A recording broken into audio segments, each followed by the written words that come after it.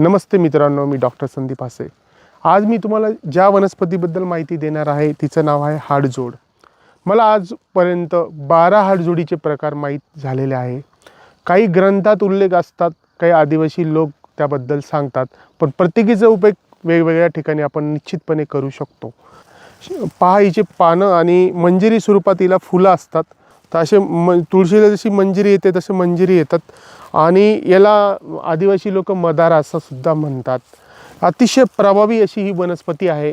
त्यामध्ये काय करतात, एक पुडीचे 2 भाग किंवा 1 भाग रात्री तांब्याच्या पात्रामध्ये भिजत ठेवायचा, सकाळी तो गाळून प्यायचा असतो। चवीला तुरट कडवट अशी वनस्पती, स्निग्ध पिच्छल गुरु अशी चवीला लागते। ती जोड स्वरूपात दिले आणि त्याचे रिझल्ट मला अतिशय उत्तम भेटले आहे।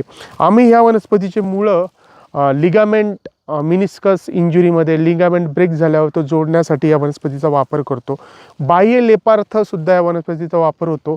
या वनस्पतीचा फांट आपण औषधी म्हणून घेऊ शकतो। फांट म्हणजे रात्री तुम्ही गरम पाण्यात भिजत ठेवायची, सकाळी गाळून प्यायची।